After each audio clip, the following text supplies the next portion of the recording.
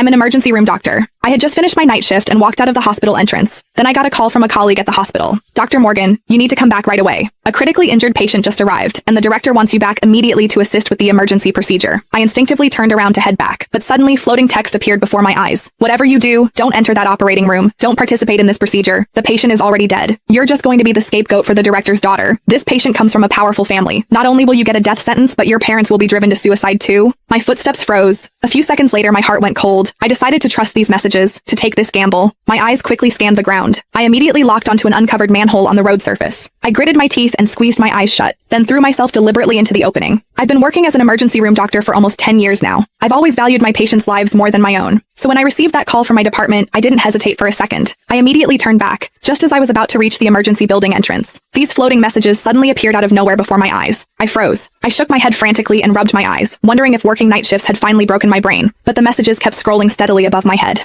It's over. The moment you step into that operating room, they'll declare the patient dead. They're waiting for you to go in so you can be their scapegoat. The entire operating room will cover for the director's daughter, Emily Tang, claiming your operational error caused the patient's death. Be careful. My mouth fell open. Emily Tang was my roommate and close friend throughout our 4 years of medical school. Why would she choose me as her scapegoat? Countless questions swirled through my mind. I didn't know what to do. Just then, I heard passersby nearby discussing a car accident at the intersection. Did you see that Bentley with the 8888 license plate that went into the river earlier? The owner's already been sent to the emergency room. Looks like someone important. At that moment, my phone buzzed twice. Messages from Emily Tang. Morgan, where are you? Hurry up. Pre-op is ready. We're just waiting for you. Move it. I'm waiting for you at the operating room entrance. Seeing these 3 urgent messages, the blood in my veins practically froze. Could there really be such a coincidence? A patient with serious connections, and Emily frantically urging me to get to the operating room. Thinking calmly about it, this was supposedly just a routine emergency. The emergency department had so many doctors on duty. What reason could there be that specifically required a doctor who just finished a night shift to rush back for surgery? Thinking about it this way, the floating messages seemed highly credible. Once I put on those scrubs, from that moment on, I'd become a lamb led to slaughter. The patient's death would be entirely blamed on me. Combined with testimony from all my colleagues, I wouldn't be able to clear my name even if I jumped into the ocean. I didn't dare think further. The more I thought about it, the more terrified I became. Looking at Emily's messages, I didn't reply immediately. Almost 10 minutes had passed since I received the notification. I quickly made a decision in my mind. Since the messages said I would be framed, then I'd take this gamble. As long as I didn't appear in that operating room, no one could frame me. My eyes quickly scanned the ground. I immediately locked onto a spot in front of the emergency building, an uncovered manhole on the road surface. I pretended to hurry toward the emergency entrance. As I approached the opening, I gritted my teeth and suddenly shut my eyes, then threw my entire body into the manhole. The sensation of weightlessness suddenly engulfed me. I instinctively tensed my body.